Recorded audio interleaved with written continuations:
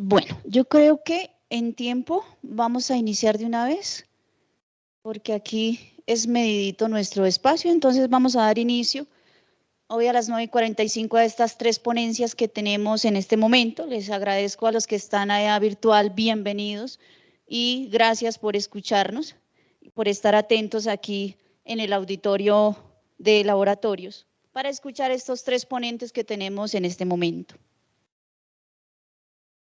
En el primer momento tenemos implicaciones de la ética a partir de la ciudadanía digital en escenarios escolares. Esto es un estudio de caso, Colegio Nuevo San Andrés de los Altos, donde tenemos como ponentes a José de los Santos Solórzano Suárez, Edison Alexander Cárdenas Santa María, Claudia Marcela Rodríguez Gómez y Diego Alejandro Barragán Currea. Ellos son colombianos, en este momento se encuentran aquí al frente Claudia Marcela Rodríguez Gómez, magíster en didáctica de la lengua, docente de lengua castellana, inglés y francés, y Diego Alejandro Barragán Currea, magíster en docencia de la química, docente de química. Aquí tenemos 20 minutos para que ellos pues, nos cuenten sobre su ponencia, las implicaciones de la ética a partir de la ciudadanía digital, y después escucharemos a nuestra segunda ponencia y así escucharemos también a nuestro ponente remoto. Al final entonces tendremos una sección de preguntas. ¿Listo? Entonces daremos inicio y escuchamos a Claudia Marcela y Diego Alejandro Barragán.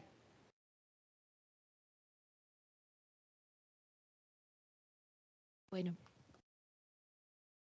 Sí, ya. Buenos días para todos. Bueno, nosotros comenzamos un poco para este estudio de caso, preguntarnos cómo está el tema de los conceptos de la ciudadanía digital, ¿no? Que como sabemos en el tema, digamos en la vida cotidiana, pues ha permeado completamente muchos escenarios y nosotros quisimos enfocarnos muchísimo en el tema escolar, ¿no? Como en el tema escolar, como nuestros estudiantes, como en las instituciones, pues están utilizando el concepto de ciudadanía digital y además qué herramientas de calidad nos puede funcionar para que haya realmente un aprendizaje en la enseñanza. Por lo que nosotros escribimos un artículo a través de revisar, analizar, nuestro objetivo fue analizar las implicaciones de la ética y los desafíos de la ética en la ciudadanía digital, ¿no?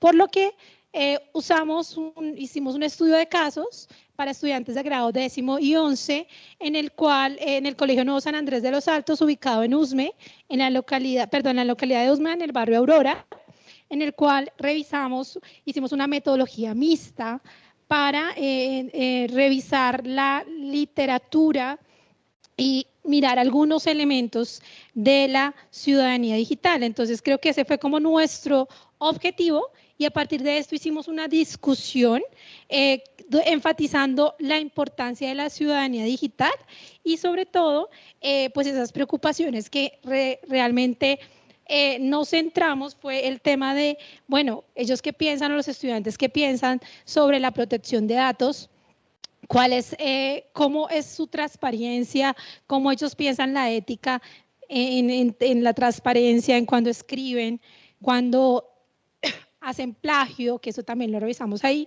y cómo es el tema de, ¿será que ellos siendo estudiantes del sur de Bogotá hay alguna desigualdad social en este enfoque? Entonces creo que nosotros ahí vamos a iniciar conceptualizando y vamos a mirar un poco sobre la literatura que nosotros revisamos. Muy buenos días. Básicamente nuestro marco de referencia, vamos a partir del pensamiento complejo, ¿cierto? Iniciamos también siendo un grupo interdisciplinario, como pues ustedes escucharon en nuestros perfiles. Somos docentes de un colegio público al sur de Bogotá, donde nos hemos enfrascado en tratar de determinar qué condiciones se nos permite identificar frente al manejo dinámico, al manejo cambiante de muchas situaciones frente a los estudiantes. Entonces, digamos que partimos inicialmente desde el pensamiento complejo, hacemos una condición también de análisis frente, como lo mencionaba mi compañera, a la privacidad, seguridad. En este momento no tenemos dificultades en acceso a la información sino más bien a qué calidad de información. Igual, qué tipo de seguridad estamos brindando a redes y cómo eso puede impactar en forma positiva o negativa la formación de nuestros estudiantes. Entonces, en ese orden de ideas también estamos hablando de la privacidad, la seguridad y la desigualdad. También, pues, seguimos con el tema del pensamiento complejo, es cómo puede complementar, cómo puede organizarse desde diferentes marcos de referencia, en este caso, desde las lenguas extranjeras, desde el aprendizaje y enseñanza de la química, como también tenemos desde otros componentes y características socioculturales para poder aportar a ese componente ético.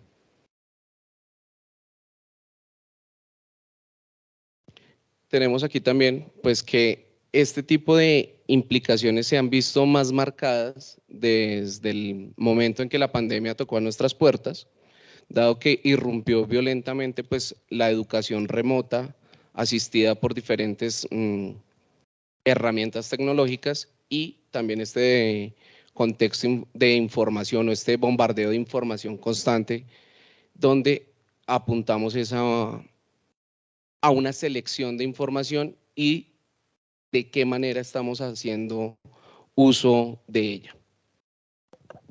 Bueno, cuando ya hicimos la revisión del marco teórico, revisamos conceptos que son fundamentales para comenzar el estudio de caso. Como lo dije al inicio, nosotros nos conceptualizamos para revisar la metodología, que fue una metodología mixta, y revisamos, nuestro propósito fue estudiar, analizar esos desafíos e implicaciones éticas a través del uso de herramientas digitales.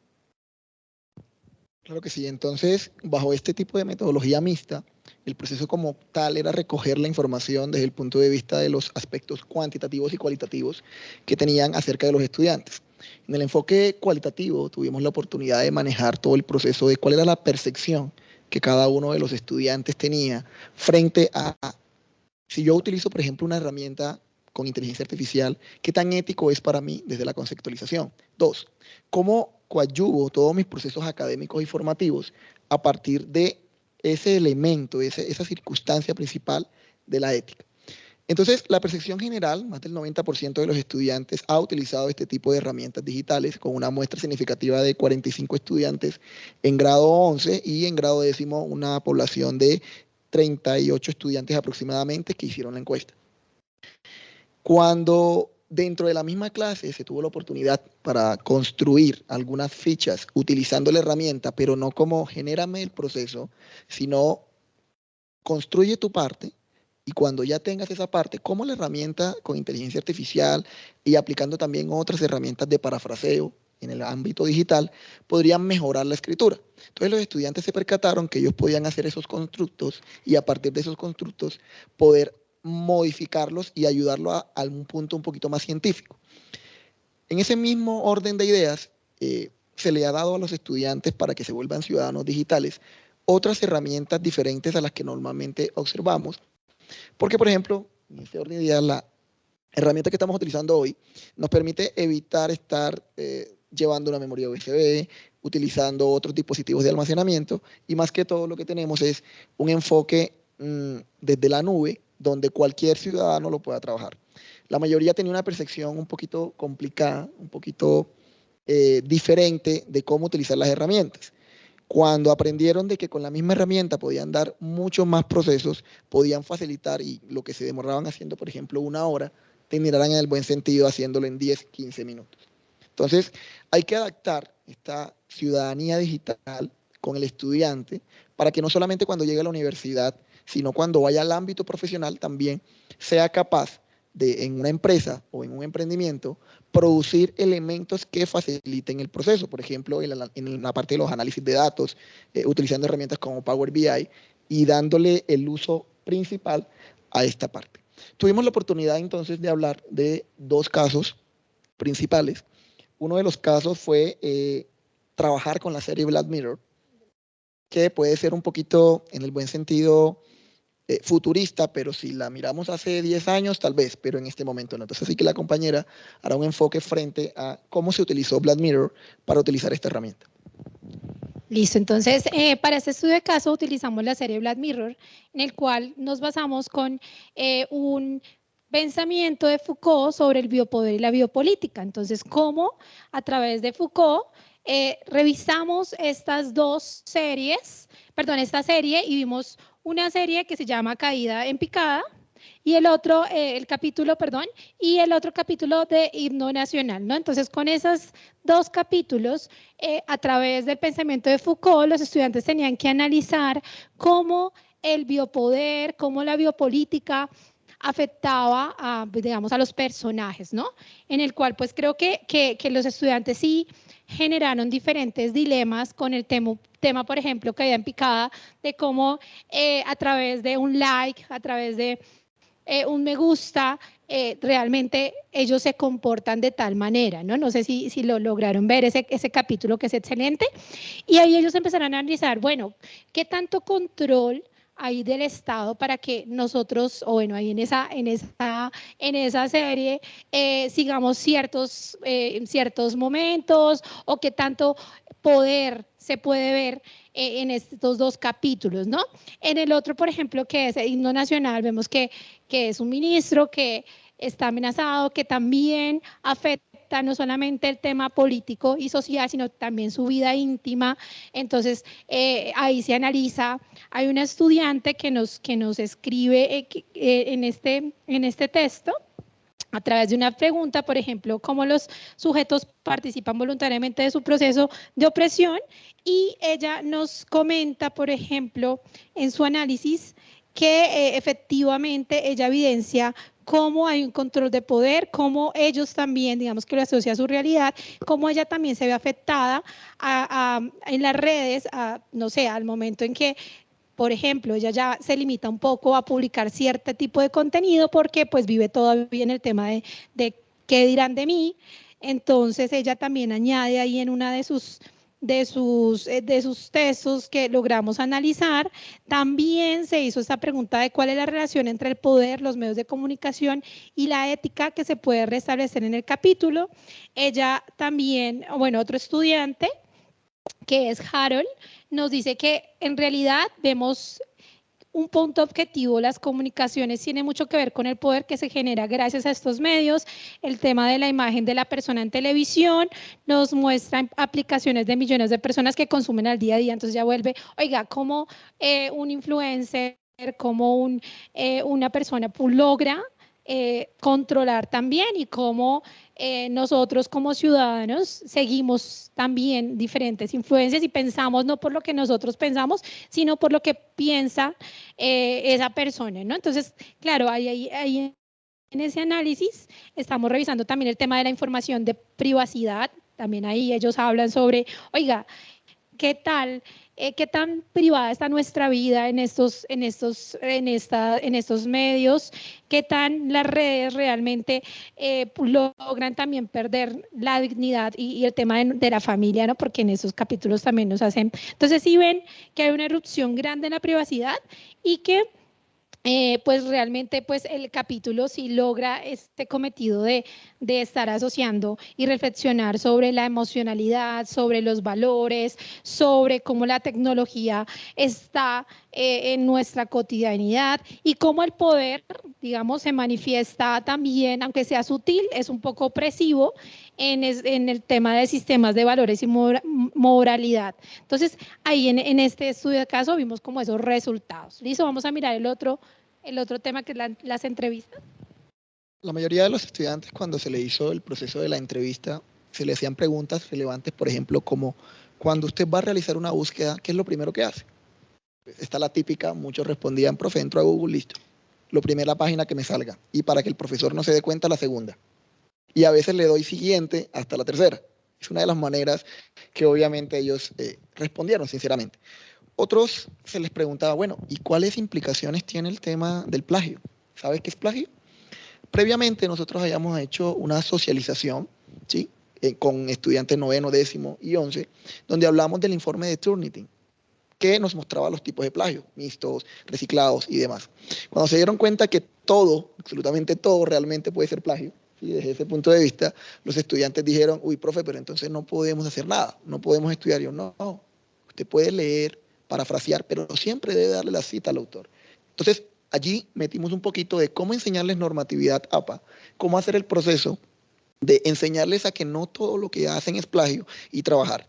El principal problema cuando se hace la entrevista era, ¿cómo hace usted el informe? Entonces, no, profe, yo cojo y coloco cita 1, cita 2, cita 3, cita 4. Y uno dice, ¿y dónde está su producción? ¿Dónde está la parte suya? Entonces allí, desde la parte de humanidades, desde la parte ambiental y las ciencias, comenzamos a decir, mire, hay que hacer textos o informes, por ejemplo, científicos. Hay que hacer componentes literarios y hay que hacer elementos desde el punto de vista de la ingeniería. Y usted no puede simplemente copiar y ya con la cita y la cita de la cita de la cita es. Hay que agregar conectores, hay que agregar su espacio. Se les preguntaba sobre si conocen las implicaciones legales. No, profe, yo creo que me meten preso. Expresiones coloquiales. No, profe, yo creo que es una multa. No, profe, yo hasta ahora no conozco la primera persona que hayan metido preso por plagio. Allí es donde nosotros comenzamos a mostrar algunos casos, porque hay que entender que la regulación en Colombia en cuanto a la protección de datos y demás, todavía le falta principalmente en los elementos digitales. Aquí se ha visto casos, inclusive sin mencionar puntualmente, de plagios de tesis en inglés a español, pero como las herramientas apenas estamos utilizándolas, Turnitin poco se utiliza en instituciones de educación básica y secundaria. Más que todo, Turnitin va hacia las instituciones de educación superior. Y con todo eso, ahorita el reto y el desafío es cómo ChatGPT puede generar, y hay que hacer el dilema de si es lo ético o no. Entonces, en conclusión, sobre este tipo de entrevistas, los estudiantes sí son conscientes de lo que hacen, pero el problema radica en la ética mucho más allá, no solo del estudiante, sino del docente. A veces algunos docentes, y no hay que desconocerlo porque hacemos parte del ámbito, ya nos sentimos en una zona de confort y pasó el trabajo, se ve bonito 5. Sin embargo, ¿dónde está nuestra ética como docentes al saber que ese estudiante que nunca ha sabido colocar una coma o un punto de acentuación es capaz de producir un texto donde me hable con palabras, con tecnicismos, y que al final de cuentas yo le pongo 5 porque alcanzó el logro? Entonces eso es el análisis básico de la entrevista, que los estudiantes sí son conscientes de lo que hacen, pero obviamente hay un proceso donde el docente también está jugando un papel importante. ¿Por qué y para qué llevar esto a la escuela? Sencillo, estamos formando los nuevos ciudadanos digitales, los ciudadanos de este mundo. Desde el año 2019 en Colombia hemos vivido grandes transformaciones desde el estallido social, atravesar la pandemia y todo lo que viene mediado con la información. En este momento pues hablamos de cuestiones sociocientíficas, socioambientales, que están siendo transformadas día a día. Entonces, si no hay una mirada ética y responsable frente a algunos argumentos, como puede ser el plagio, puede ser la exposición en ambientes escolares de información privada y restringida, me refiero a la información personal, y qué tanto nosotros hemos dado ese tipo de aval en las redes sociales, ¿cierto? Entonces, esto nos permite hacer un abordaje integral, nos permite ahondar en la construcción de un pensamiento crítico y de ciudadanos reflexivos que sean capaces de afrontar esas dinámicas que son cambiantes, que estamos viviendo, pero también estamos siendo bombardeados, por ejemplo, en el caso de las fake news. ¿Qué tanta información es verídica, cierto? Y cómo y bajo qué categorías podemos clasificarlas y podemos hacerlas. Entonces, es una invitación de que estos ciudadanos son los que van a enfrentarse a mundos académicos mucho más rigurosos como en las universidades, pero tienen que hacer estos ejercicios de reflexión desde la escuela. Entonces, es un llamado también, porque en muchas ocasiones los discursos que se manejan en las universidades no llegan a las escuelas están tal vez dejadas en un olvido, en un relego de información que no se habla de punta, pero pues los muchachos son los que van a llegar a estos campus universitarios teniendo algunas condiciones mínimas y aportando a esta ciudadanía digital.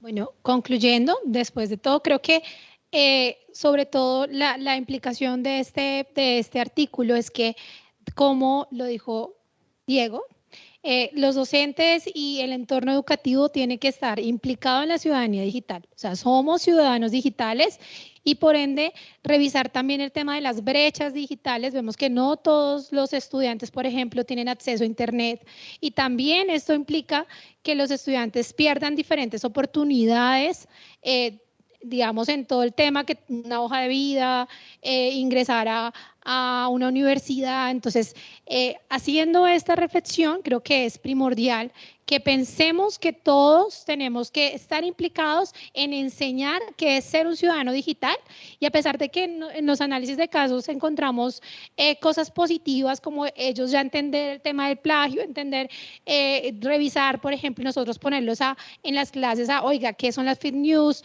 O cómo nos cuidamos en el ciberacoso, qué es el comercio digital. Creo que hace parte de toda la comunidad educativa. Y una última conclusión, sí, las herramientas que vemos enfrente se deben utilizar, ¿sí? Nosotros no nos podemos quedar después de una post-pandemia a volver otra vez al aula con los elementos tradicionales. No quiere decir que hay que ser obsoletos los elementos tradicionales, el tablero será el tablero y a veces no voy a coger el computador y no, dame un marcador que es mucho más rápido. Eso no. Pero las prácticas hay que comenzar a trabajar. ¿Dónde está el problema? Que la manera como evaluamos el aspecto ético, el aspecto moral y el comportamiento del estudiante ya no puede ser igual. Pedirle un ensayo al estudiante ahora es complejo, ya las herramientas te lo realizan. Pero hacer que el estudiante dentro de la clase pueda utilizar la herramienta, pueda trabajarla y ayudarse con ella es diferente. Así como se han regulado, por ejemplo, el alcohol, el cigarrillo y otras cosas, regular este tipo de herramientas para un buen uso es posible. 2, cada una de estas herramientas ahorita hay que ser un poquito más innovador, y yo sé que la palabra suena un poquito cliché, pero recuerden que la innovación no es crear algo nuevo, es hacer una transformación sobre un proceso para que sirva con una solución al problema. Entonces, si yo puedo dentro del aula utilizar otras herramientas que mis estudiantes casi siempre el celular. Entonces, ¿qué hago? Listo, vamos a hacer un Kahoot, vamos a hacer otro tipo de función y tengo el celular todo el día. Ya los chicos a veces se aburrían, no quieren el celular porque todo el día con el celular, profe, pero no quería utilizar el celular, vamos a utilizar el celular. Entonces, miren cómo nosotros podemos ir haciéndole frente de nuestro papel como docente, pero teniendo en cuenta que nuestras prácticas también deben cambiar porque los estudiantes están un poquito ya más adelantados. Y cuando ya ChatGPT generaba, por ejemplo, una de las herramientas, nosotros todavía como docentes estábamos pidiendo un texto argumentativo. ¿Listo? Entonces, nuestra reflexión final es cómo la ética debe ser un elemento de parte y parte, híbrido, tanto desde el estudiante como el docente y los padres de familia, porque aquí hay un último elemento. Si no se concientiza al padre de familia de este tipo de herramienta y no se capacita, ellos tampoco van a estar enfrente, no van a estar pendientes a la situación. ¿Listo? Entonces, creo que concluiríamos de nuestra parte. La verdad, muchas gracias y abrimos el espacio para las preguntas.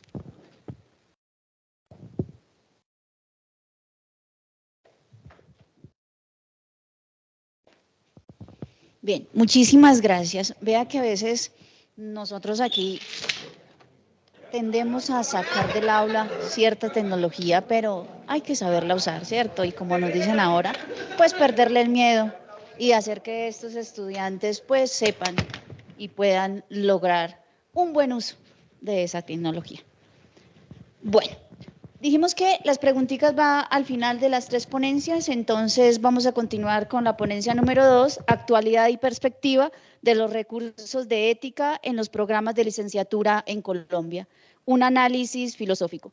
Para ello tenemos a la doctora Ingrid Victoria Sarmiento Aponte. Ella es doctora en filosofía de la Pontificia Universidad Javeriana y de la Universidad de Sevilla, magíster en los estudios culturales de la Universidad de los Andes, licenciada en filosofía de la Pontificia Universidad Javeriana, tutora y directora de los recursos e investigadora asociada a la Escuela de Ciencias de la Educación y los programas de licenciatura en filosofía y maestría en educación de la Universidad Nacional Abierta y a Distancia. Entonces vamos a escuchar a la doctora Ingrid Victoria.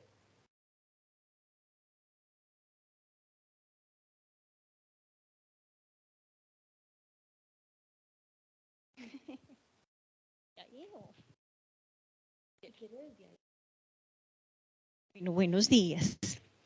Bueno, yo les quiero presentar el día de hoy algo que resultó ser un tramo en mi ejercicio de elaboración de trabajo de doctorado. Fue un tramo que no esperé, y por lo mismo pues fue una sorpresa, pero un ejercicio que creo que no fue minúsculo, que llevó cierto esfuerzo y que creo que nos da un resultado interesante para que analicemos quienes trabajamos en educación superior, específicamente en programas de licenciatura en el país. ¿Listo? Entonces lo primero que yo quise hacer el día de hoy es traerles una metáfora, porque el trabajo de doctorado yo lo sentí en algún momento como la construcción de un edificio que estaba costando armar todo el andamiaje piso a piso, y en ese ejercicio quiero presentarles esos momentos que supone la construcción de un edificio, desde la elaboración de esos planos, visionar ese edificio y todo lo que significa revisar los cimientos sobre los cuales se va a construir, empezar a hacer toda la estructura y después de tener la estructura montar toda la obra gruesa para finalmente poder hacer los retoques de esa estructura que es esa edificación. Entonces yo les voy a comenzar contando cuál fue ese edificio que yo me soñé en su momento cuando inicié mi trabajo de doctorado. Y yo quería hacer básicamente un ejercicio de construcción de una fundamentación filosófica de un proyecto de formación ética para docentes.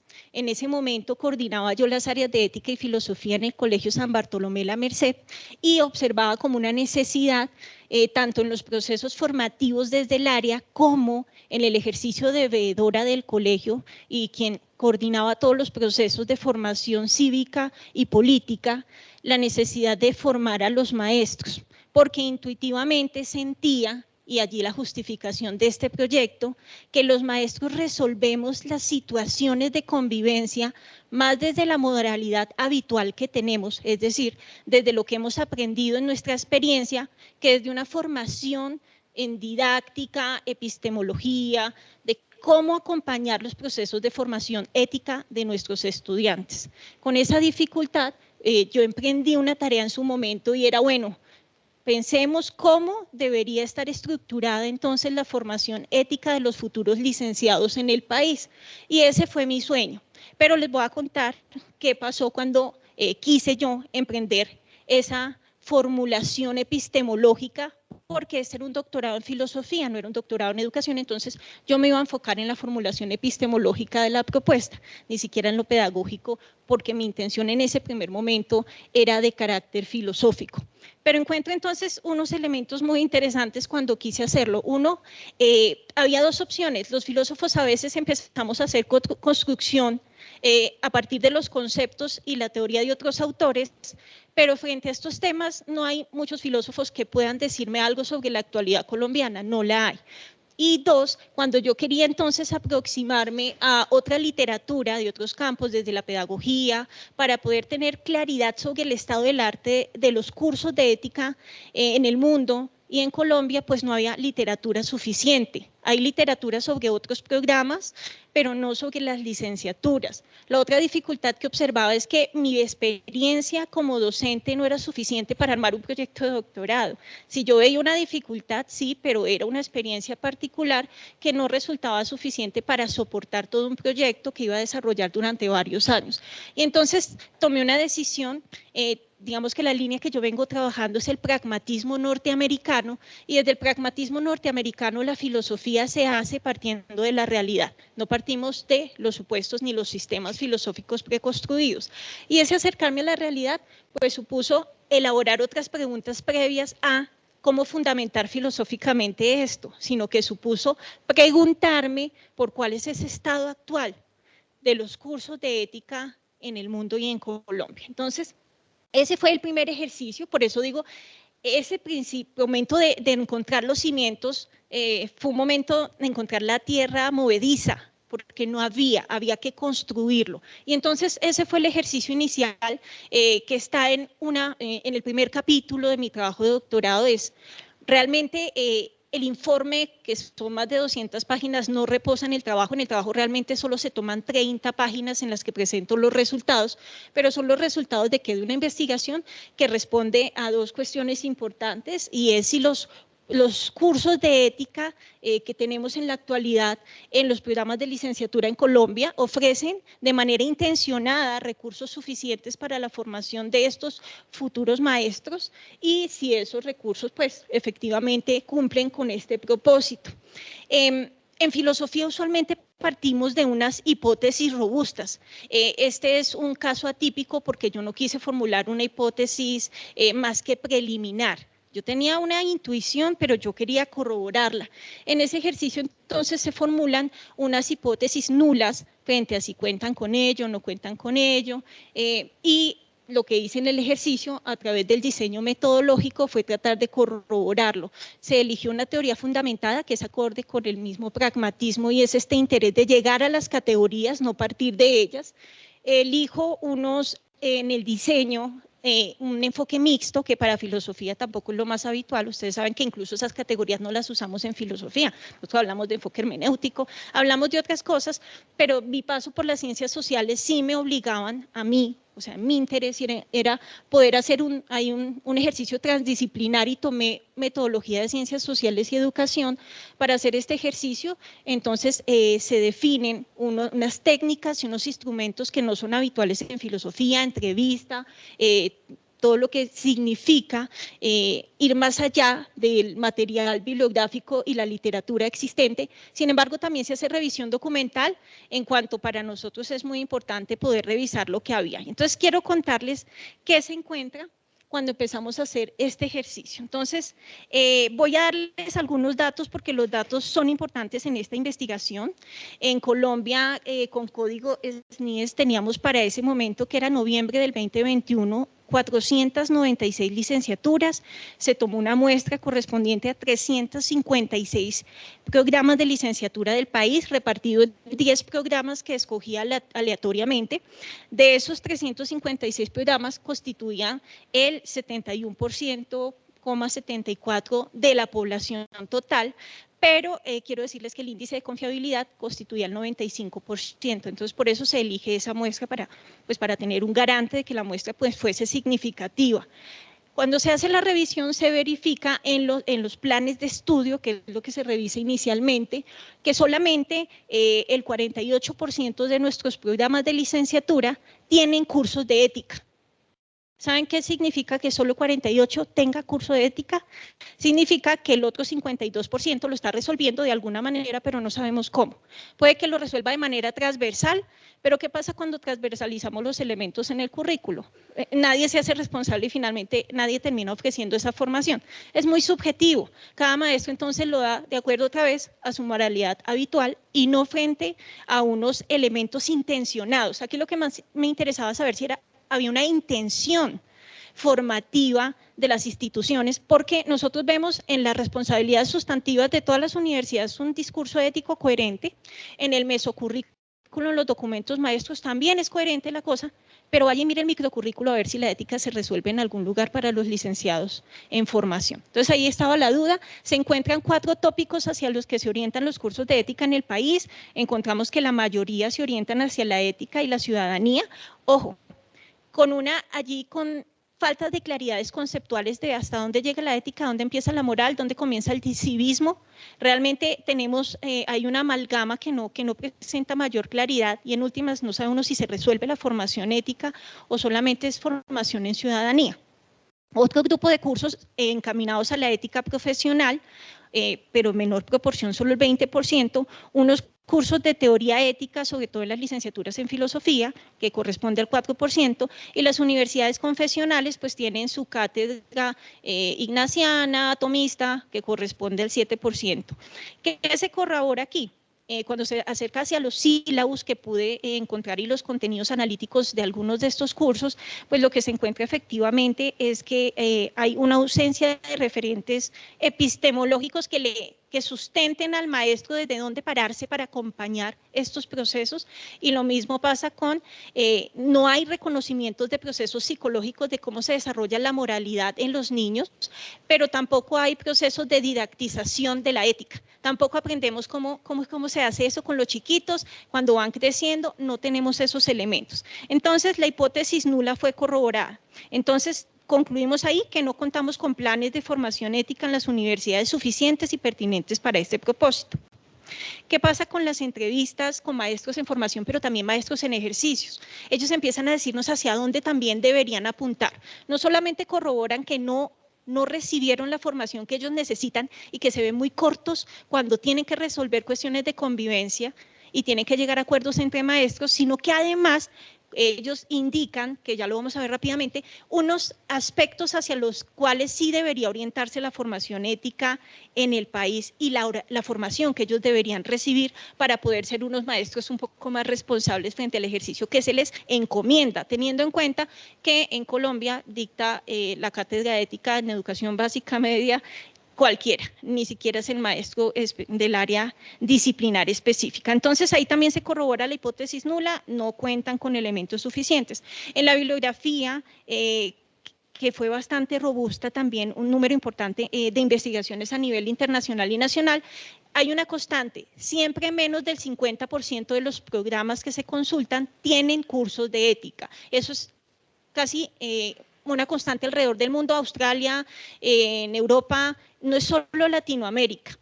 Pese a, digamos que la literatura indica que desde los años 60, con el boom de la ética, en las facultades, sobre todo de medicina, de ciencias básicas, hay, digamos, mucho más cursos, pero cuando uno se va a acercar al campo específico de las licenciaturas, la sorpresa es que no ocurre lo mismo. Entonces uno se pregunta, bueno, porque en el campo de las ciencias básicas se interesa la ética y no nos interesan los maestros que somos los formadores de los niños en estos aspectos. Entonces la hipótesis que se corrobora finalmente es, y yo las puse así en su momento, es una hipótesis testeada con lo que se hizo y que dice lo siguiente: en Colombia los estudiantes de programas de licenciatura no reciben en su proceso de profesionalización de manera intencionada y planificada las herramientas epistemológicas, pedagógicas, metodológicas y didácticas suficientes y necesarias para orientar la formación ética y moral de sus estudiantes. Los recursos que tienen provienen más de su moralidad habitual, de sus costumbres, sus prácticas, sus conocimientos previos, pero no de lo que les entregamos en la universidad cuando pasan por allí. Entonces, pues ese es un punto importante, teniendo en cuenta además que si uno se acerca a los lineamientos de formación ética en Colombia, nosotros prometemos que todas las áreas aportamos al desarrollo de ese ámbito de los sujetos. Entonces, ¿cómo lo hacemos si no tenemos los recursos? Esa es la gran pregunta. Cuando entonces nos acercamos a preguntarle a los maestros, bueno, pero ¿hacia dónde le apuntamos entonces para que esto funcione? Hay tres elementos que todo el tiempo en el discurso resaltan y son: hay que trabajar sobre la experiencia de los niños, hay que trabajar sobre el ejercicio de ser reflexivos frente a la propia experiencia, pero hay que generar diálogos críticos. Esos son los tres elementos, pero cuando le dice uno al maestro, ¿y cómo se acompaña un diálogo? No, es que todo no es un diálogo que permita llegar, por ejemplo, al análisis profundo de las situaciones cotidianas. Y entonces el maestro otra vez se encuentra corto frente a la didáctica con la cual él va a acompañar ese proceso reflexivo sobre la propia experiencia, pensando que la experiencia es la posibilidad de entender, de interpretar de maneras distintas eso que acontece. Pero ello se hace a través de un ejercicio de reflexión que nosotros los maestros acompañamos a través del diálogo, pero si no tenemos los recursos para acompañar eso, terminamos haciéndolo como cualquier ciudadano se acerca a acompañar un diálogo, y no es lo mismo acompañar un diálogo intencionado con una perspectiva de formación ética que acompañar un diálogo en una cena con los amigos. No es exactamente lo mismo. ¿Dónde están los recursos? Entonces, en ese ejercicio, digamos que mi propuesta, que no la voy a desarrollar acá por tiempo, sí fue un volver a una propuesta de Dewey en su momento, aunque él lo construye desde la propuesta epistemológica del por qué orientar hacia estos elementos la formación ética. Vamos a decir que es un volver a la filosofía. Y claro, a los que estamos aquí y somos filósofos, pues volver a la filosofía ética y filosofía, pues pensamos que es una relación necesaria, porque en el origen de la misma, pues estaba esa relación de esa filosofía práctica. Pero lo que brilla por su ausencia en los enfoques de los cursos que tenemos en este país es la filosofía. La filosofía no está presente en nuestros cursos de formación ética. Y ello trae un riesgo, ¿no? Y el riesgo es justamente el desinterés por la epistemología profunda que sustenta la formación ética, pero también el desinterés por esa metodología que puede prestar también la filosofía. Cuando yo hago la referencia a Dewey, hago la referencia también a un lector de Dewey que es a Littman. Y Littman decía, ve qué extraño, nosotros nos imaginamos la educación de los estudiantes de una manera, pero la educación nuestra es muy lejana a la educación que queremos darles a ellos. ¿Qué tal si la educación que nosotros pensamos para ellos es la primera que recibimos nosotros?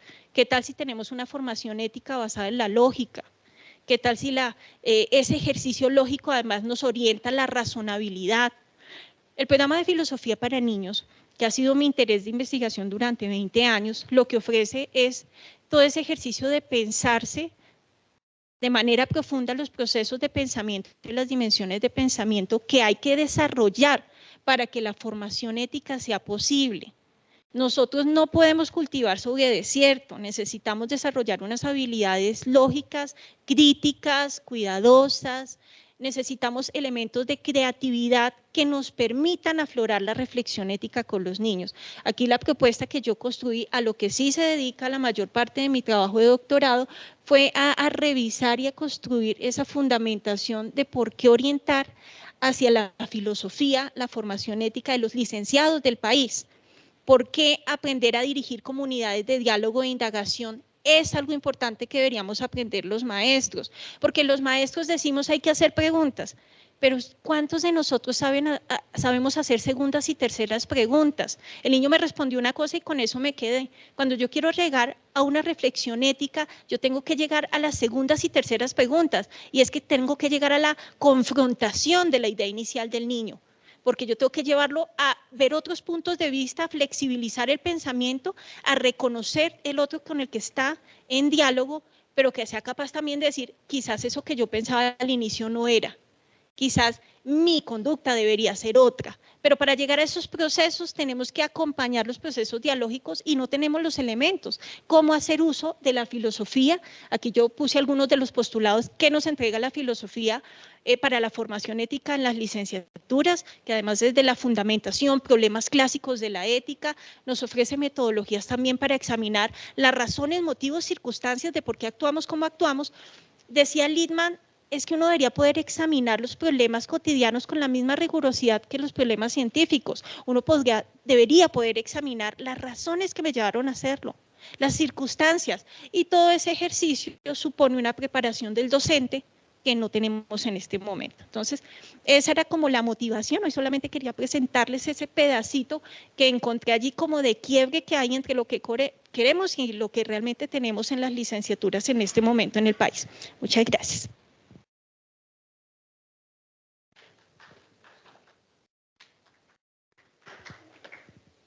Muchísimas gracias. Bien, pasamos de la ética y el uso de la tecnología y a la perspectiva de los cursos de ética, bastante interesante los temas que tenemos en el momento. Y bueno, y continuamos con la ética y calidad en la formación docente. Aquí nuestro ponente se encuentra de forma remota.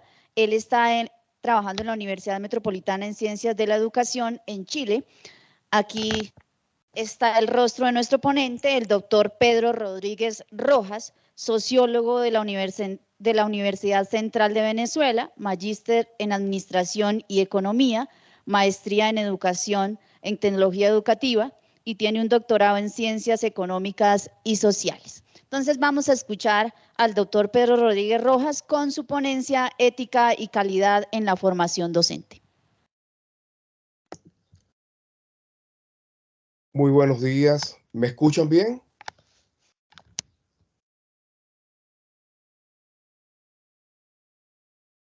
Buenos días, ¿me escuchan? Lo escuchamos bien. Sí, sí, señor, sí se le escucha. ¿La presentación se está viendo? Sí, señor, se está viendo perfectamente. Permítame un segundito para... allí creo que la dejé de compartir. Sí, señor. Permítame un segundito.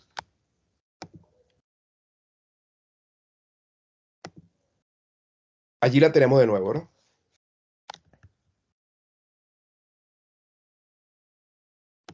Sí, señor, sí se está viendo. Sí, bueno, agradecido por la posibilidad. Voy a aprovechar el máximo del tiempo. La ponencia anterior me va a servir bastante como contexto, como en términos de fondo, para poder partir y poder aprovechar al máximo el tiempo. En realidad, el título de la ponencia es esta, pero lo que está de trasfondo es una crítica a la sociedad del conocimiento, una crítica desde la ética a la sociedad del conocimiento y a las nuevas tecnologías. Ese es el propósito de un trabajo de investigación que vengo haciendo ya desde hace varios años, una línea de investigación que vengo trabajando desde Venezuela como profesor jubilado, pero también activamente ahora en la Universidad Chilena. Partimos de la idea, son muchas láminas, pero voy a hacer una visión muy rápida. Partimos de la idea de que la pandemia creó una ruptura.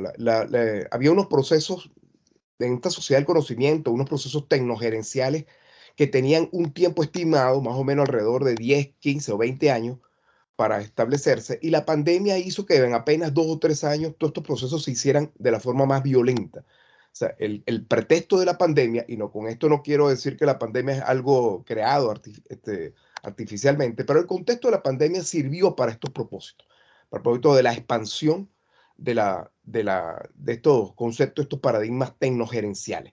Y tiene que ver mucho con lo que se planteaba anteriormente la ponente anterior. ¿Dónde está la ética? ¿Dónde está lo filosófico en todo esto? O sea, estamos viviendo cambios muy, muy profundos.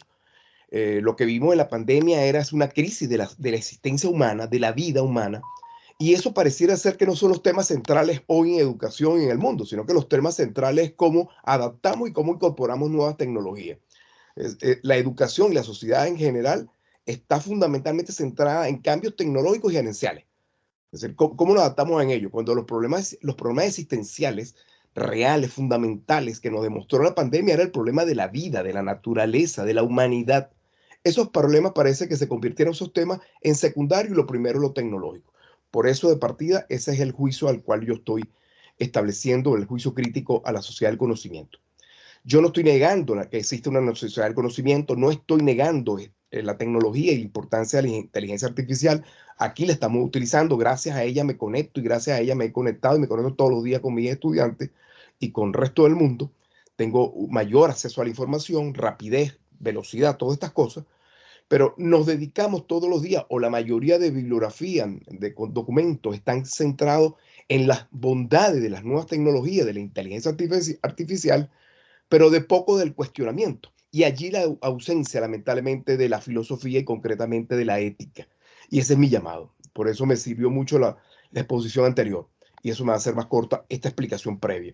Yo tengo un cuestionamiento de la sociedad del conocimiento. ¿Cómo poder hablar de sociedad del conocimiento cuando la brecha entre pobre y rico es mayor, cuando aún la pobreza sigue siendo con rostro de mujer, cuando tenemos el 30% de la población mundial sin servicios de agua, electricidad y salud? Estamos hablando de sociedad del conocimiento. O sea, esto es imposible.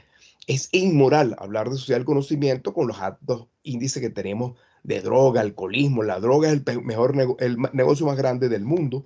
El negocio de la guerra, la xenofobia, el racismo, el rechazo y la xenofobia hacia las migraciones, la crisis ecológica, que es una crisis estructural. Son temas fundamentales en esto que se llama sociedad del conocimiento. Entonces, ¿cuál es el papel de la ciencia? ¿Cuál es el papel de la educación? El papel de la ciencia y la educación hasta el siglo pasado, en la modernidad, ha sido el de reproducción. Reproducción del modelo económico preexistente, existente, dominante, que es el modelo, tiene nombre y apellido, que es el modo de producción capitalista. Es esta revolución informática, estas nuevas tecnologías, un proceso de transformación en esa sociedad de explotación, alienación capitalista. Produce, el compañero, una de las exposiciones esta mañana hablaba de la ética, decolonial. Bueno, estamos hablando de una transformación de esa visión colonial a través de las nuevas tecnologías. Yo creo que en realidad lo que estamos creando son sociedades virtuales que están más ligadas a deseos, a buenos deseos, a proyectos políticos, a proyectos económicos, religiosos, y que en realidad la sociedad del conocimiento es básicamente para la mayoría de los seres humanos es información y nada tiene que ver con conocimiento. El conocimiento es el manejo de la información. El conocimiento es el poder utilizar la información. La inteligencia es la capacidad de adaptación de esa información. La sabiduría es el conocimiento del sentido último, es decir, filosófico de la información y del conocimiento. Entonces, lo que estamos ahorita es una sociedad de la información, no del conocimiento. Entonces, estamos banalizando lo que es la inteligencia, estamos banalizando lo que es la información. Lo mismo sucede con la tecnología. Hablamos mucho de tecnología y lo que hacemos la mayoría de ciudadanos del mundo es técnicas. Lo que hacemos los docentes, entre eso me incluyo, con 40 años de experiencia en la docencia, lo que hacemos es hacer uso y adaptabilidad, aplicación de técnicas, no de tecnología. La tecnología la domina un grupo, una élite, como siempre lo ha hecho el conocimiento. Y es un conocimiento y una ciencia a favor de esa élite. Entonces, ¿de qué hablamos hoy cuando estamos hablando de comunicación? Hoy la comunicación se está viendo mermada. Por el contrario, no está creciendo. Hoy lo que tenemos profundamente es conexión.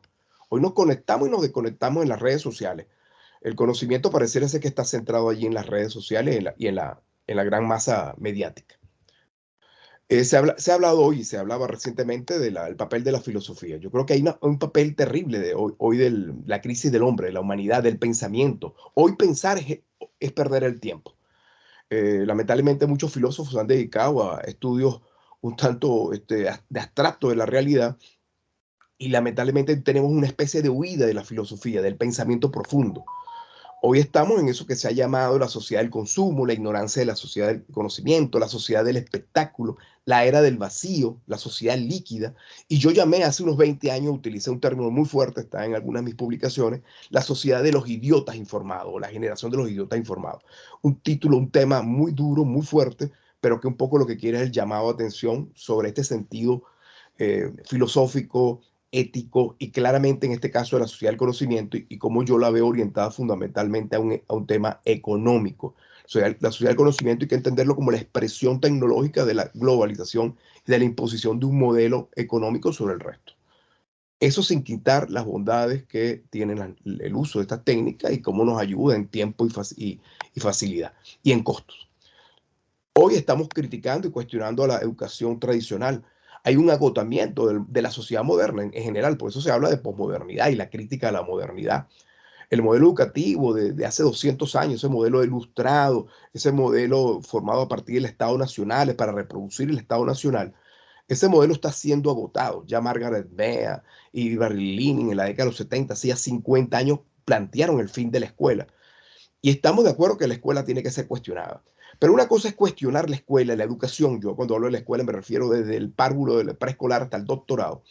Una cosa es cuestionar la escuela y todos sus errores. Y otra cosa es que la escuela desaparezca, el docente desaparezca para permitir la libre entrada del mercado tecnológico, que es lo que está realmente, a mi modo de ver, está detrás de toda esta cosmovisión, este discurso tecnogerencial que hoy nos domina.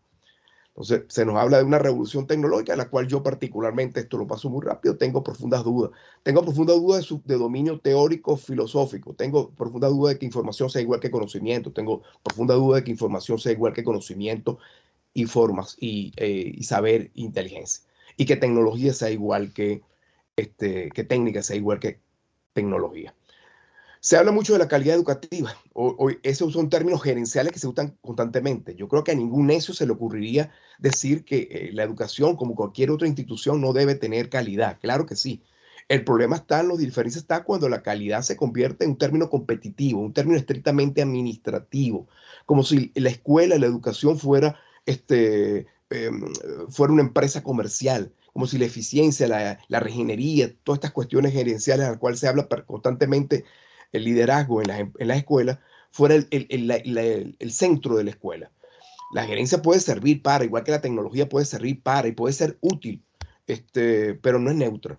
Tiene toda una intencionalidad. Y a mi modo de ver, lo gerencial dominante hoy, en este siglo XXI, en este momento que estamos hablando, es un discurso para poder acompañar el mercado tecnológico, es decir, la imposición y el dominio de un mercado tecnológico, que es fundamentalmente de carácter mercantil e individualista, donde el sentido de escuela, el sentido del educador, del docente se pierde, no pierde. Hoy tenemos una calidad educativa que solamente se mide en mediciones, en números. Veamos las universidades, quienes somos profesores universitarios, yo tengo 35 años en una universidad y nos miden solamente por la producción, escritos en Scopus, escritos proyectos científicos que son fundamentalmente para formar parte de las cadenas de estas direcciones intelectuales a nivel mundial, de estos catálogos internacionales a nivel mundial, pero pocos sirven para responder a las necesidades y a las realidades nacionales y latinoamericanas. Tal como se explicó anteriormente, hoy tenemos, apenas América Latina apenas representa el 1% del conocimiento que está en las principales investigaciones y en las redes y catálogos internacionales de revistas. Por lo tanto, lo que conseguimos en la inteligencia artificial hoy es lleno de sesgo porque lo que está allí fundamentalmente son información que la componen los países desarrollados. Sí, centralmente, principalmente Estados Unidos e Inglaterra, en ese orden. Entonces hoy hablamos de sociedad del conocimiento, hablamos de la cuarta revolución, la quinta ola, se habla también por allí, la revolución digital, y todo está centrado en lo tecnológico. Basta revisar los informes de la UNESCO sobre las competencias, las habilidades que debe tener la escuela y el docente del futuro. Todo está centrado estrictamente en hacerlo, en convertir a los docentes en simples administradores, en operarios, lo he llamado yo, operarios académicos, que su objetivo es simplemente capacitar a los estudiantes en tecnología. Quienes me oirán con toda seguridad ahorita, en este momento, quienes son adictos y a las nuevas tecnologías, dirán que mi discurso es totalmente adverso a la tecnología. Yo la estoy usando, la agradezco todos los días. El problema está en cuando no la pienso. El problema está en cuando el ritmo del crecimiento tecnológico va por encima de la capacidad de racionalización. Y eso lo están planteando y cuestionando hoy no solamente quien les habla, eso lo están cuestionando de los creadores, del propio Bill Gates. Y autores y filósofos actuales están cuestionando cómo la tecnología no está siendo procesada, simplemente se está utilizando, lo estamos convirtiendo en operarios. Hoy tenemos una cantidad de avances en la inteligencia artificial, robótica, internet de las cosas, etcétera, etcétera. Este desarrollo está lleno de promesas. La inteligencia artificial puede ayudar a personalizar el aprendizaje, facilitando la creación de trayectorias individuales, rapidez, menores costos, mayor facilidad para que los estudiantes aprendan por sí solos. Esto pareciera ser que es el objetivo central de las nuevas tecnologías y de la inteligencia artificial. Fundamentalmente, la individualización del aprendizaje. Eso en principio sonaría bien. Es decir, crear competencia para que el estudiante aprenda él mismo, es decir, tenga capacidad de autoaprender. Y yo no estoy tratando de defender desde el punto de vista casi que sindical al papel del docente y el papel de la institución escolar. No. Lo que critico es romper con la idea de la función de lo que es realmente un docente y lo que es realmente la educación, que no es simplemente conocimiento y que no es simplemente ser rápido y ser eficiente. Yo escuché en ponencias ayer y esta mañana mucho el término de la inteligencia artificial y su ventaja de ser muy eficiente y competitivo. ¿Competitivo y eficiente para qué? Son las preguntas que de la filosofía, de la ética. Este congreso nos llamó a la ética. Entonces, lo que tenemos que preguntarnos es qué sentido tiene. Es decir, frente a estos riesgos que hemos planteado las nuevas tecnologías, que rompen con la privacidad, la seguridad de los datos, hoy no tenemos privacidad en ningún sentido, el desplazamiento laboral, los sesgos y las discriminaciones que ya planteamos. Basta con que usted solicite una información de América Latina y usted verá cómo esa visión de América Latina planteada en inteligencia artificial está básicamente sesgada por lo que escriben otros. Porque en América Latina, como ya lo dije, apenas el 1% de la información está depositada en esa inteligencia por artículos, revistas, opiniones de intelectuales latinoamericanos. Entonces hay una manipulación, la ética y la responsabilidad. Hoy cualquiera produce textos escolares y produce tesis doctorales. Ayer vergonzosamente yo oí a alguien en una exposición decir que tenía unas tesis y unos posgrados y había hecho maestría y trabajo de grado que habían sido copiados y tomados, y lo dijo abiertamente. Después intentó disculparse, pero después de que había dicho claramente que sí lo había hecho, paradójicamente en un congreso de ética. Entonces, para mí lo que hay realmente es un monopolio del conocimiento y tenemos problemas graves del desarrollo ético y el desarrollo, la propiedad del autor, eso se perdió. Ahora con las tecnologías, cualquiera utiliza conocimiento, lo copia y lo pega. Antes era fácil descubrirlo para los profesores, descubrir la copia y la pega, hoy es bastante complicado. No se trata de negar el uso de esas nuevas tecnologías, yo la estoy utilizando, la inteligencia artificial, simplemente que lo primero que tenemos que enseñar a nuestros estudiantes es la capacidad del pensamiento crítico, la capacidad de cuestionar, la capacidad de la duda, pero lo más importante que estamos obligados, los docentes, quienes estamos trabajando en educación, es que este estudiante entienda qué sentido tiene esa información. La información, el conocimiento sin sentido, es decir, cuál es el sentido de utilidad frente a una sociedad.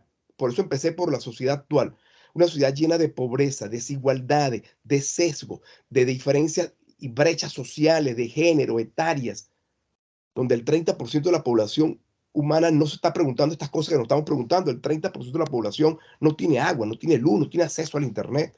Entonces, frente a esa sociedad donde tenemos niños trabajando, explotación, etcétera, etcétera, xenofobia, ¿qué papel está jugando esta información? ¿Qué papel juega esta tecnología? ¿Qué hago yo con conocer mucho y con tener mucho acceso a la información cuando esa información no sirve absolutamente nada para la realidad, para resolver los problemas de Latinoamérica? Esos son los grandes elementos, los grandes planteamientos. Yo hago una crítica, no va a dar tiempo, voy a respetar el tiempo, pero bueno, hay una ética de la dominación, una ética eurocéntrica, individualista. Yo planteo y estoy a favor de una ética de la liberación, una ética de la dignidad, una ética fundamentalmente de la vida, una ética teórica, ontoepistemológica, frente a una ética que se presenta como neutral, que es la ética de este discurso gerencial, de este mercado tecnogerencial, que es la ética del utilitarismo, del pragmatismo, de la dominación. Entonces, yo creo que la escuela tiene, con esto termino para no abusar del tiempo, la escuela es un espacio fundamentalmente de sociabilización. La escuela no es un espacio solamente para las tecnologías, que pareciera ser lo prioritario desde los organismos internacionales hasta los organismos nacionales y regionales. Esa pareciera ser la visión dominante en los textos, en las literaturas modernas. La escuela sigue siendo fundamentalmente un espacio de solidaridad. No importa que sea el espacio físico. La escuela no estoy hablando de las 4 paredes tradicionales que tienen 200 años, pero la escuela es fundamentalmente un espacio de solidaridad, de empatía, amor. Eso no se aprende en inteligencia artificial. El compromiso hacia el otro. La escuela es un espacio político, de conciencia ciudadana. Eso no lo va a enseñar ninguna tecnología. Lo intercultural, eso no lo enseña ninguna inteligencia artificial. Entonces, el pensar críticamente, eso solamente se lo puede hacer la escuela y solamente lo puede hacer con buenos docentes.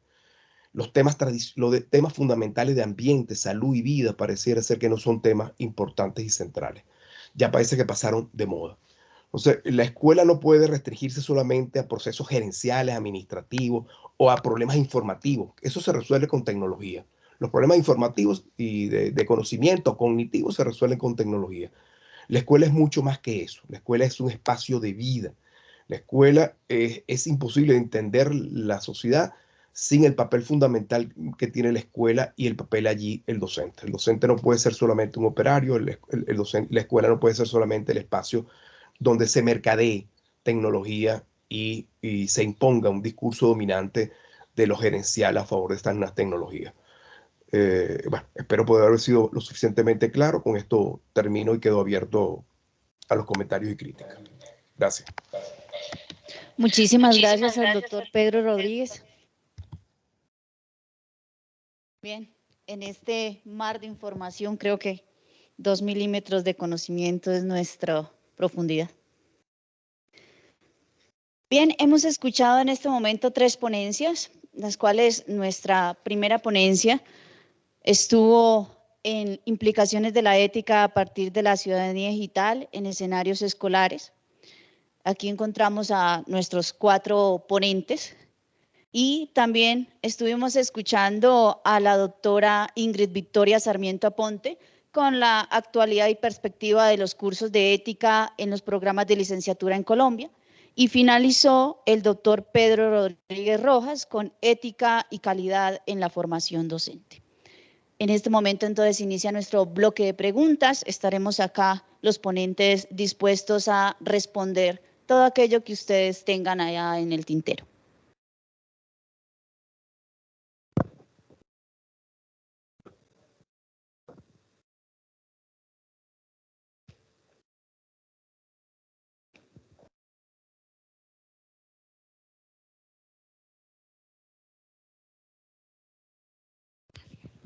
Buenos días.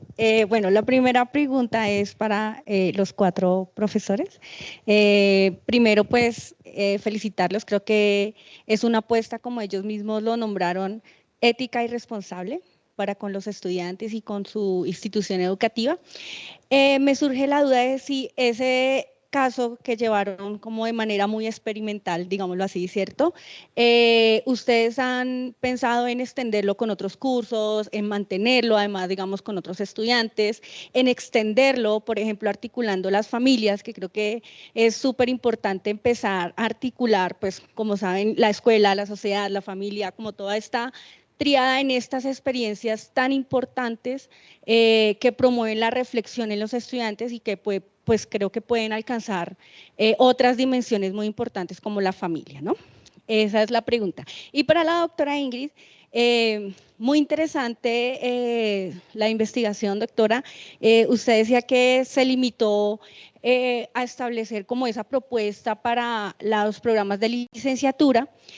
Desde estos tres elementos, que era apostarle al trabajar sobre la experiencia, la reflexividad y los diálogos críticos. Quisiera saber si desde estas tres estrategias también a su consideración podría extenderse en otros programas académicos, porque siento que, digamos que la reflexión en estas tres categorías o estas tres aristas para trabajar podrían extenderse en otros programas académicos, en otras áreas de conocimiento, contextualizándolos obviamente pues desde sus áreas. Muchas gracias.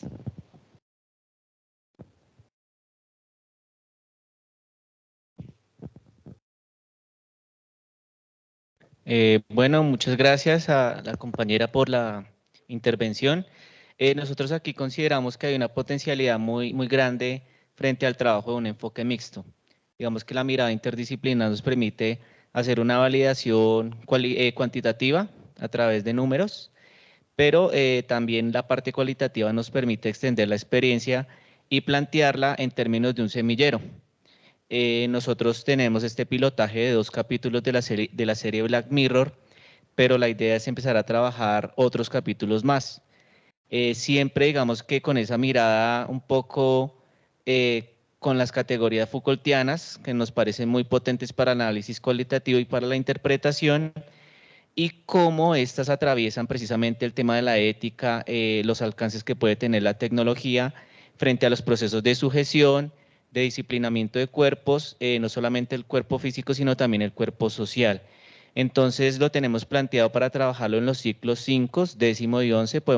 Esperemos darle la continuidad a este proceso que ha iniciado a modo de pilotaje, a modo de experimentación en el aula, y sobre todo poniendo en relieve que es la importancia de producir conocimiento en la escuela, 1, y la importancia de la investigación desde el escenario escolar, posicionando las voces de los estudiantes como un factor muy importante en el cual ellos empiezan a producir conocimientos y que diga la escuela precisamente se está pensando la sociedad, la ética y las relaciones que tiene con la tecnología. No sé si algún compañero quiera.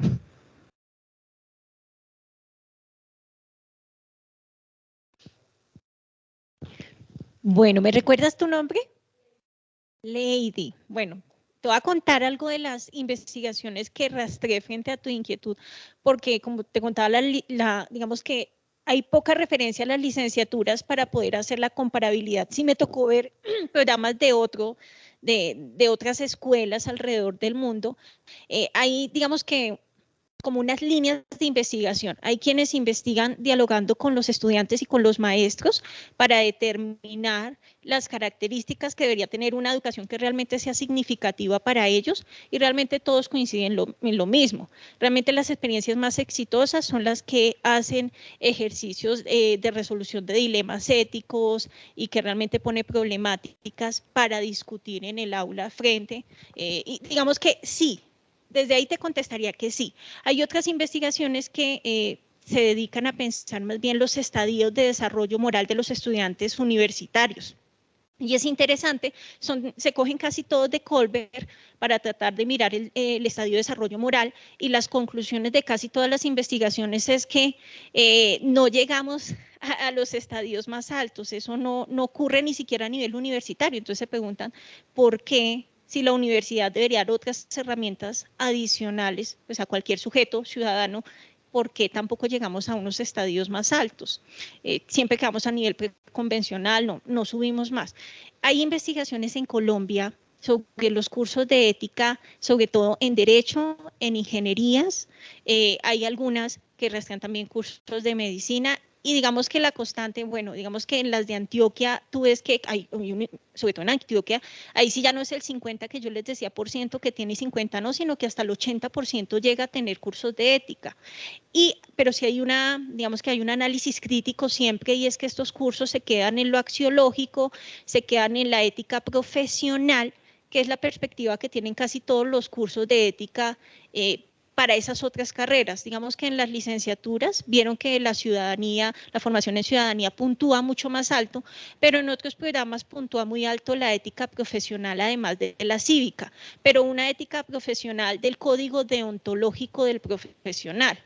Y ellos mismos, algunos de los que escriben estos artículos dicen, ¿por qué brilla por su ausencia una ética crítica si el profesional también tiene que ser crítico? O sea, yo no solamente tengo que saber cómo comportarme en ciertas, porque cada situación tiene su particularidad y debería tener yo más herramientas para tomar decisiones frente a esas situaciones. Entonces, también es una ausencia. Por lo tanto, esos tres elementos que se identifican básicos para la formación de las licenciaturas, teniendo en cuenta lo que hacemos los licenciados, que es formar a otros sujetos, pues son especialmente importantes, pero también serían muy importantes en los otros programas. Claro que esta propuesta sería extendible a una formación filosófica para todos, todas las profesiones, pero partí por interés particular, pero sin duda sí, esos tres elementos son fundamentales.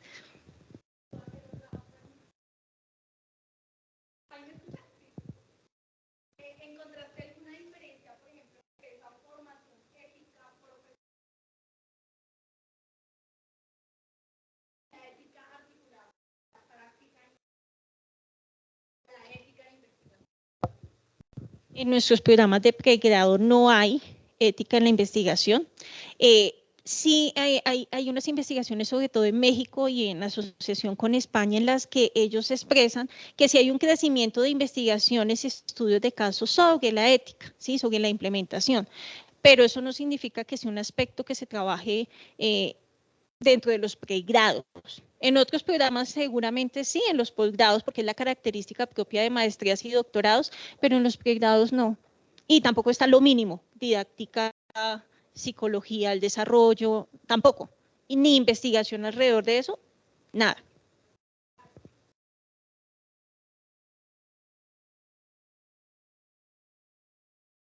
Para la doctora Ingrid, me cuestiona que en la formación de los licenciados no existan esos cursos de ética.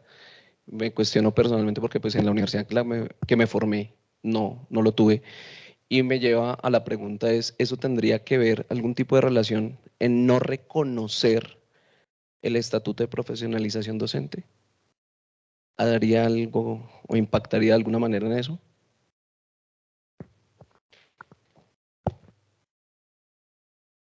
Yo creo que sí, pero no especularía porque realmente no tengo conocimiento de la materia. Creo que aquí la cuestión también se resuelve y es que la cuestión de la ética es de todos y no es de nadie. Y realmente cuando nosotros queremos presentar un documento maestro ante el ministerio, realmente lo que nos revisan casi siempre los pares tiene que ver desde lo disciplinar, cómo lo resuelvo. Yo creo que poco nos fijamos en cómo resolvemos las responsabilidades sustantivas.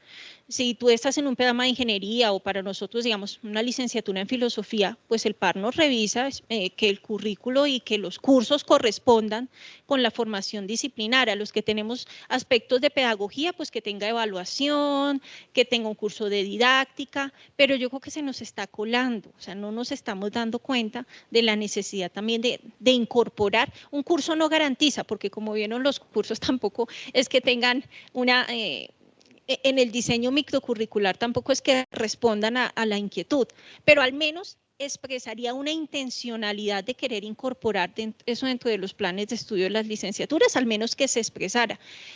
Lo que yo reviso en los contenidos programáticos es que son tan parecidos a los cursos de ética que tenemos en los colegios nosotros, es decir, terminamos recibiendo otro curso de ética en la universidad en el que discutimos las cosas ahí, en el mejor de los casos discutimos problemas sociales y cada uno sale opinando lo que creía al inicio de entrar, pero no hay un ejercicio intencionado de, venga maestro, ¿usted cómo va a orientar esto? No, pero pues tu pregunta creo que más bien te la devolvería. ¿Tú crees que hay una relación allí entre la falta de ese estatuto?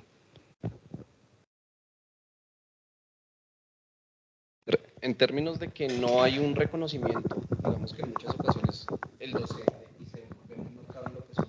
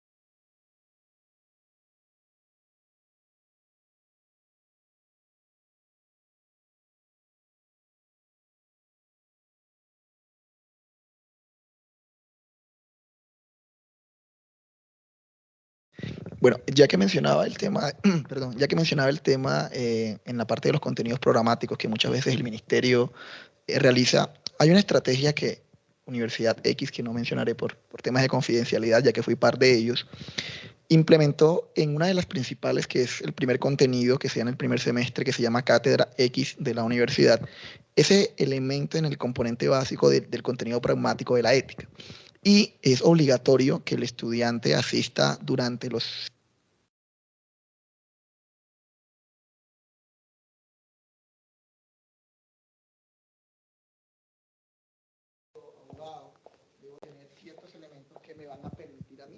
manejar y trabajar el tema sobre la ética.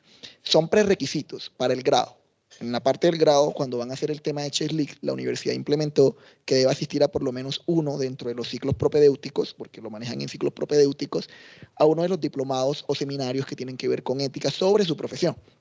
Y al final, en el proceso del grado, en la última, manejan todo lo que tiene que ver con la parte del talento humano, de la formación, del proceso y de la didáctica, porque siempre ven esa transversalidad, como usted lo mencionaba. La transversalidad obviamente da el proceso. Y ahorita en el tema de las certificaciones internacionales, tanto de la propia, las que son nacionales, las internacionales, como ANAT y demás, lo está manejando. ¿Cree usted que podría amarrarse por allí dentro del proceso del contenido pragmático, que se utilicen esas prerequisitos para grado, cosa de que no haga parte del contenido y que el MEN no lo dedique, pero como universidad, desde el punto de vista propio, se implemente esa política y que una de las reglas sea podemos trabajar contenidos con checklist de prerequisitos de grado? ¿Cree usted que puede ser una estrategia para que la ética sí o sí se evidencie? Parece obligatoria, pero ¿cómo lo ve usted?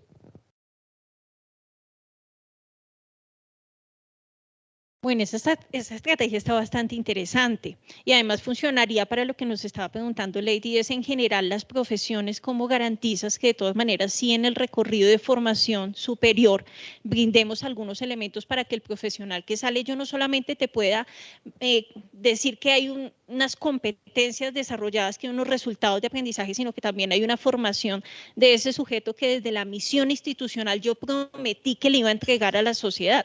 Creo que desde allí se resuelve bastante bien. En las licenciaturas está esa particularidad que me nombres al final y es la cuestión de la didactización, porque si tú estás en una licenciatura en matemáticas, igual la didactización se va a orientar hacia tu ejercicio disciplinar. Está pasando y nos sigue ocurriendo que todo está girando en torno a lo disciplinar. Y hay un elemento ahí importante, porque nosotros no hacemos pedagogía en el vacío, de todas maneras somos docentes de algo, pero frente a esas responsabilidades que son sustantivas y transversales, sí hay que generar algunos otros elementos que puede que se resuelva en la lista de chequeo, puede ser, pero también puede ser, yo puedo generar eventos o actividades en las que desarrollo, ¿sí? En las que entrego esas herramientas. La cuestión es que de manera intencionada se haga, qué tan conscientes somos los programas cuando diseñamos un programa de licenciatura, en que esos transversales, que ahora son varios, ¿no? La tecnología, no solamente la ética, hay varios transversales que suponemos realmente se desarrollen.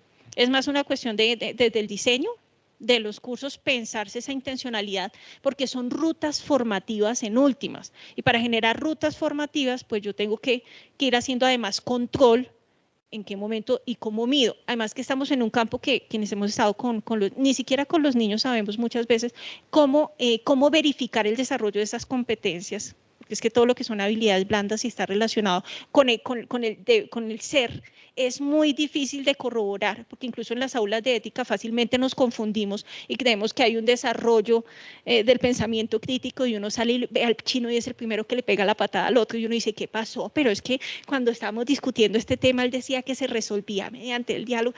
Es un tema bastante complejo, pero eso no significa que las universidades entonces hacemos la vista gorda, eso se desarrolla en los colegios, y nosotros si acaso damos un cursito para trabajar algo de ética profesional o casuística y no hacemos nada más. Creo que sigue siendo una responsabilidad sustantiva y en particular para las licenciaturas, que tengamos mejor preparación, porque es que nos enfrenta, ustedes saben lo que es el día a día, al descanso, es todo el día una serie de problemáticas en las que uno está resolviendo desde el maestro, uno dice, bueno, esto lo resolvió una vez así, quizás yo también lo deba resolver. Esto es una cosa que uno improvisa mucho en las cuestiones éticas en el aula y en la convivencia escolar, y genera mucho conflicto con los compañeros, en mi experiencia, porque uno dice, esto se resuelve así, el otro le dice, pero no hay un punto común que nos diga, no, venga, ahí la literatura también dice un poco frente a esto, hay investigaciones que dicen frente a esto, y uno podría resolver un poquito más con elementos, fundamentos, como debería ser, ¿no? Porque estamos en instituciones educativas que no lo hacen de cualquier forma.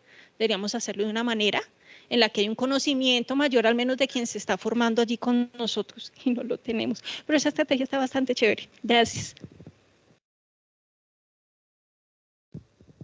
Bien, no sé si alguien allá en Teams tendrá alguna otra pregunta.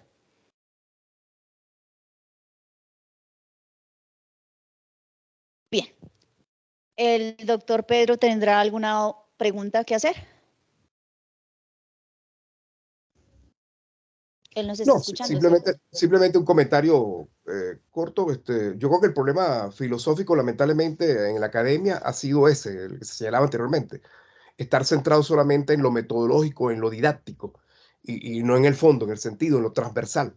Entonces, eso nos está pasando también con lo que estábamos hablando, que es mi posición, que es cómo abordar lo tecnológico, cómo abordar la inteligencia artificial en la educación desde la perspectiva filosófica, de la perspectiva ética, y que no se convierta en algo manualista, solamente didáctica, técnica o metodología, sino que es un problema ontoepistemológico, es un problema ético, es un problema de mucho más alcance, de mucho más profundidad, de mucho más cuestionamiento.